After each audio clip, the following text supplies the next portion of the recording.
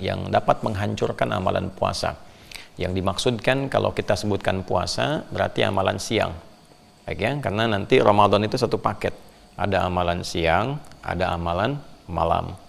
Nah, di siangnya adalah puasa yang kita lakukan dari mulai terbit fajar sampai dengan terbenam matahari. Itu ada ketentuan-ketentuan. Ada perintah, ada larangan. Nanti ada paket malam.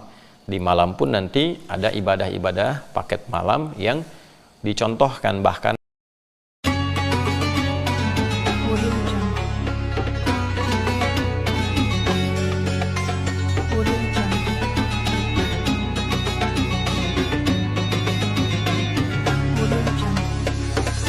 Assalamualaikum warahmatullahi wabarakatuh. Alhamdulillahi rabbil alamin. Wassalatu wassalamu ala nabiyyina wa sayyidina Muhammadin wa ala alihi wa sahbihi wa dhurriyyatihi wa ummatihi ila yaumiddin wa ba'd.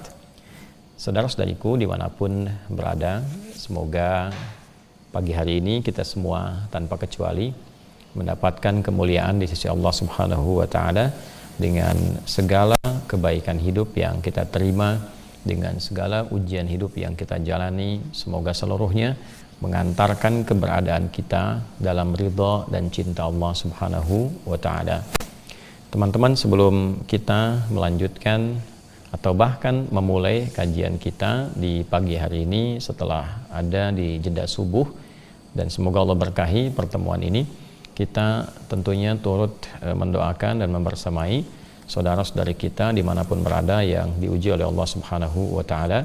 Seperti telah diketahui dan menyebar juga berita, khususnya di daerah sekitaran Jabodetabek, bahkan di Bekasi pada khususnya, keadaannya tidak seperti biasa, diliputi oleh berbagai macam keadaan yang tidak mudah, dari banjir yang mungkin sebagian teman-teman sudah menyimak.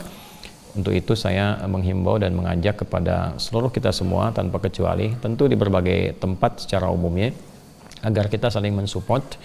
Support bisa dilakukan yang jauh dengan doa, yang dekat bisa saling melengkapi, bersinergi, yang ada ke lapangan supaya bisa saling membantu. Dan insya Allah kita juga sampai tadi malam, bahkan sampai ba'da subuh tadi. Oleh karena itu kita memulai agak tidak disebut terlambat, mungkin agak ada jeda karena kita berkoordinasi apa yang kira di lapangan masyarakat membutuhkan dan bisa kemudian diatasi, sehingga dengan itu kita bisa saling meringankan dan semoga dengan itu diridhai oleh Allah Subhanahu wa Ta'ala. Tentunya tidak mudah untuk mengatakan sabar, tapi sabar bukan sesuatu yang harus dikatakan, tapi secara otomatis kita jalani, karena setiap orang juga punya ujiannya, setiap orang punya cobaannya, yang dengan itulah kemudian Allah mengangkat derajat kita semuanya. Ini yang pertama teman-teman. Yang kedua, insya Allah kita akan coba di setiap kajian subuh, tepatnya ba'da subuh, dan insya Allah di hari ini ke esok agak akan mulai tertib untuk kajian-kajian. Di ba'da subuh kita akan membahas turunan-turunan dari bab Kitabus Shaum, ketentuan tentang puasa yang terdapat dalam Sahih Al-Bukhari. Jadi di Sahih Al-Bukhari ada 97 topik. Di topik ke-30 yaitu topik tentang puasa, Kitabus Shaum, ada 69 subtopik. Jadi satu topik itu ada 69 sub. Di 69 itu ada 121 hadis. Nah, dikumpulkan oleh Imam Al-Bukhari 121 hadis ini berdasarkan subtopik-subtopik yang ditunjukkan oleh Nabi sallallahu alaihi wasallam terkait dengan kegiatan Ramadan, baik secara personal, kemudian kehidupan di keluarga, komunal, atau kehidupan sosial, amalan-amalan apa saja, lengkap sebagai panduan Ramadan. Jadi kalau kita bisa selesaikan itu, dibaca pelan-pelan sesuai dengan topiknya, insya Allah akan lebih membantu kita dalam menunaikan puasa secara baik, setidaknya mendekati kepada apa yang Nabi sallallahu alaihi wasallam contohkan. Teman-teman, setelah kita memuji Allah, bersalawat pada Rasulullah SAW, dan mendoakan teman-teman kita biasakan itu dimanapun berada, sesuai dengan ujiannya. Semoga yang sakit disembuhkan oleh Allah, semoga yang sedang ada kesulitan dimudahkan oleh Allah, semoga yang ada hajat sepanjang baik dunia akhirat dikabulkan oleh Allah, dan semoga kita dijadikan sebagai umat yang bersaudara dalam kebaikan sampai kembali pada Allah Subhanahu wa Ta'ala. Bismillahirrahmanirrahim. Untuk hari ini kita akan mempelajari topik tentang perkara yang dapat menghancurkan amalan puasa. Yang dimaksudkan kalau kita sebutkan puasa berarti amalan siang. Baik ya, karena nanti Ramadan itu satu paket. Ada amalan siang, ada amalan malam. Nah, di siangnya adalah puasa yang kita lakukan dari mulai terbit fajar sampai dengan terbenam matahari. Itu ada ketentuan-ketentuan. Ada perintah, ada larangan. Nanti ada paket malam. Di malam pun nanti ada ibadah-ibadah paket malam yang dicontohkan bahkan secara langsung oleh Nabi Sallallahu Alaihi Wasallam. Ya, baik itu nanti sholat misalnya, ada tarawih dan turunan-turunannya, ada bacaan Al-Quran dan turunan-turunannya. Saya sebut turunan itu nanti karena ada klasifikasi yang sifatnya meningkat. Ya, misalnya membaca qiraah, nanti ada khataman istilah kita, kemudian ada tilawah, pengkajian, ya, dikaji, ada hafalan, hifdz. Nah, itu nanti kita coba programkan dengan baik, ya, mumpung sekarang masih ada di hari-hari awal gitu kan, masuk di hari yang kelima, kita optimalkan sehingga masih ada ke depan kita bisa tata. Nah, dengan ini mudah-mudahan pengetahuan itu didapatkan lebih baik sehingga bisa lebih teratur. Kalau siang kita tahu kalau puasa itu harus bagaimana, selain menahan lapar, menahan haus, menahan hasrat seksual, apa yang harus dilakukan untuk mengisi itu, ya, dan apa yang harus kita hindari. Jangan-jangan nanti terasanya seperti puasa tapi sesungguhnya pahalanya sudah hancur, ya, tidak tersisa kebaikan-kebaikannya di sisi Allah Subhanahu wa taala. Untuk itu kita pelajari beberapa hadis Nabi Sallallahu Alaihi Wasallam yang mengingatkan kita tentang beberapa perkara, beberapa hal, persoalan yang berpotensi bukan hanya merusak tapi menghancurkan. Kalau merusak tuh sedikit-sedikit, ya, nah, rusak pahalanya gitu, tapi kalau menghancurkan tuh habis semua seketika. Jadi rasanya cuma menahan lapar, menahan haus, tapi tidak ada nilai di sisi Allah Subhanahu wa taala. Nauzubillahi min dzalik. Bismillahirrahmanirrahim. Ini subtopik yang ke-8 ya. Seperti saya sampaikan tadi, topik ke-30. Kalau yang di kitab kami topik 30 itu halaman 280. Nanti ada subtopiknya sekarang yang ke-8, ya, tentang perkara-perkara yang menghancurkan pahala dari puasa Ramadan. Dan hadisnya nomor 1903, ya, dan seterusnya. Nanti kita ambil kalau tidak satu hadis atau dua hadis sesuai dengan kecukupan waktu kita yang ada saat ini. Kita ambil kurang lebih hanya kajian 30 menit supaya lebih efektif, dan sudah terlewat beberapa menit. Untuk itu kita fokus pada inti bahasan kita. Bismillahirrahmanirrahim.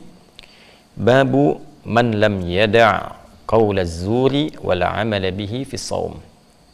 Subtopik tentang orang yang tak mampu meninggalkan kata-kata yang tak pantas, kata-kata yang kotor, kata-kata yang merusak, dan mengerjakan itu di saat puasa. Nah, jadi ini babnya mulai di lisan, ya. Jadi nanti kan ada yang dari pikiran ke mata, ke telinga, ke lisan sampai ke ujung kaki. Nah, ini ada perkara yang bila seseorang mengerjakan itu dan dia mengklaim dirinya sedang puasa, dan bab ini masuk pada larangan, dikerjakan oleh lisannya, maka ini mesti hati-hati, ada konsekuensi terhadap puasa yang ia kerjakan. Nah, teman-teman, ini mesti fokus dari bagian tubuh kita. Ada beberapa yang mendapat perhatian serius, baik dari Al-Quran secara langsung ataupun dari penjelasan hadis-hadis Nabi Muhammad SAW di bagian tubuh kita yang sangat menentukan. Jadi kalau itu baik, kesannya akan baik ke semua tubuh. Tapi kalau itu tidak baik, kesannya pun akan rusak ke seluruh bagian tubuh.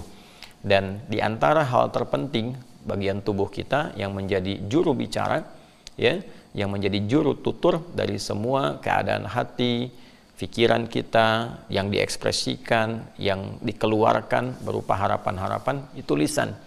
Ya, itu apa? Lisan. Nanti selain lisan ada banyak hal lagi. Nanti lisan bisa diwakili dengan tangan. Karena itu nanti di surat Yasin juga diberikan gambaran bagaimana di akhirat tangan bicara. Ya, sekarang di dunia ditunjukkan oleh Allah bagaimana tangan kadang mewakili lisan. Ya, orangnya nggak bicara tapi dia bikin ketikan, bikin status, bikin tulisan dan seterusnya. Itu kan al-yauma nakhtimu ala afwahihim wa tukallimuna aydihim. Pada hari ini, di hari kiamat kelak, lisannya dikunci, tangannya yang bicara. Ya kan? Nah, ini diberikan gambaran bahwa ada bagian tubuh-tubuh kita itu, ya, yang melekat pada diri kita. Ini kan bagian luar, karakter kinerja. Jadi kalau hati membawa karakter spiritual dan moral, Ini di akal membawa karakter intelektual, ini membawa karakter kinerja. Jadi semua bagian yang ada di hati diungkapkan, dikerjakan oleh semua bagian tubuh. Nah, di antara yang harus dijaga, di-manage, dikendalikan, diarahkan pada yang baik, itu ini, di lisan. Ya, dan ini bagian pokok yang terpenting, karena juru bicaranya hati itu lisan. Terpeleset lisan lebih berbahaya dibandingkan terpeleset kaki. Ya, banyak orang yang kemudian dengan lisannya salah tutur, ternyata kehormatannya pun runtuh. Ya kan? Ada orang yang salah bicara bisa kehilangan jabatan. Banyak di Eropa orang mengundurkan diri dari jabatan yang penting karena salah bicara saja. Ya kan? Ya, ada yang salah kemudian dengan pembicaraannya, ya apakah itu pembicaraan yang kotor, yang kasar, yang macam-macam, berpengaruh terhadap minimal kehormatan dirinya. Oleh karena itu, Al-Quran dan juga penjelasan dalam hadis-hadis Nabi Muhammad SAW memberikan perhatian yang sangat ketat terhadap fungsi lisan. Dan di puasa itulah, di Ramadan itulah khususnya dilatih lisan ini supaya bisa dikendalikan dengan tutur yang baik, agar selepas penunaian puasa, lisan itu bisa berfungsi maksimal menjadi juru bicara dari semua keinginan yang ada dalam pikiran kita dan mengekspresikan setiap perintah dan larangan yang ada dalam diri kita dengan kata-kata yang lebih bijak, lebih baik, tutur yang lebih sopan ketika ditempatkan pada perkara sopan, tutur yang lebih tegas ketika ditempatkan pada perkara-perkara yang membutuhkannya tanpa harus menyinggung, mencelakai atau merendahkan pihak-pihak yang terkait. Untuk itu teman-teman, Ramadan ini pendidikan kepada lisan itu menjadi salah satu perhatian dari Nabi SAW dan diikat dengan satu konsekuensi yang tinggi untuk menunjukkan saking pentingnya menjaga lisan dan konsekuensi erat yang timbul ketika itu tidak dikelola dengan baik. Bismillahirrahmanirrahim. Qala al-Imam al-Bukhari rahimahullahu taala, Imam Al-Bukhari pernah menyampaikan, kita lihat, haddatsana Adam ibnu Abi Iyas, haddatsana ibnu Abi Dhi'b, haddatsana Sa'id al-Maqbari an abihi an Abi Hurairah radhiyallahu taala anhu. Saya pernah menyampaikan bahwa di dalam Islam, alhamdulillah, seluruh informasi, ajaran, doktrin yang terkait dengan bimbingan keagamaan, bahkan keyakinan, akidah dalam bertuhan, kemudian ibadah dalam mempraktekkan akidah itu, dan muamalah sebagai implementasi dalam ibadah itu, dalam konteks kehidupan sosial, akhlak sebagai penghiasnya, itu semua punya dasar-dasar referensi yang sangat ketat, yang bahkan tersambung kepada penutur asalnya. Kita bisa teliti. Nah, ini diantara hal yang menunjukkan kebenaran ajaran Islam dan sangat terbuka untuk digali, untuk diteliti, sehingga bisa ditemukan bagaimana keindahan, keketatan, dan keterperincian ajaran yang dimaksudkan. Kita sudah bahas dalam keterangan yang lain, sehingga bisa kita langsung praktekkan di sini. Imam Al-Bukhari menerima informasi hadis ini karena beliau tidak berjumpa dengan Nabi, harus dilacak dari siapa menerima informasi ini. Ya, maka beliau menerima dari sosok bernama Adam bin Abi Iyas. Ini profilnya juga ada, bisa dilacak keadaannya bagaimana. Adam bin Abi Iyas menerima dari Ibnu Abi Dhi'b, beliau menerima dari Sa'id al-Maqburi. Sa'id al-Maqburi menerima dari bapaknya menerima dari sahabat Abu Hurairah radhiyallahu taala anhu, ya, Abdurrahman bin Sahr nama aslinya, radhiyallahu taala anhu. Nah, beliau menerima informasi ini dari Nabi sallallahu alaihi wasallam. Jadi itu jalur yang disebut dengan sanad, runtutan periwayat sampai ke Rasulullah sallallahu alaihi wasallam. Apa yang disampaikan oleh beliau sallallahu alaihi wasallam? Beliau bersabda, "Man lam yada' qaulaz zur." Ya kan? Siapapun yang tidak berupaya meninggalkan kata-kata yang kotor. Ya. Qaulaz zur itu kata-kata yang tak pantas untuk diucapkan, ya, bisa mengandung beberapa makna. Bisa yang sifatnya menyakiti, bisa yang sifatnya merendahkan kehormatan, ya, bisa yang sifatnya kotor dalam arti jorok, ya. Misal kata-kata yang menyakiti, keluar kata-kata yang memang bukan hanya tidak pantas, ya, tapi membuat orang lain sakit dengan kata-kata itu, ya, menghardik tanpa ada satu hal yang jelas, ya, dasar-dasar yang dibenarkan, ya, keluar cacian, keluar makian, ya, maka dari itu nanti ada beberapa hadis-hadis yang menyertai ini, fa in syatamahu aw qatalahu, gitu kan. Apabila ada yang mencela, menghina, menghardik, mengajak berselisih, memerangi, Ya, dan itu bab-bab yang terkait dengan qaulaz zur, kata-kata yang memang tidak pantas untuk diucapkan. Jadi Nabi ingin melatih kita, menunjukkan keindahan ajaran Islam, bahwa Islam itu jauh dari kata-kata yang merendahkan. Islam itu jauh dari kata-kata hardikan. Ya, Islam itu jauh dari kekasaran.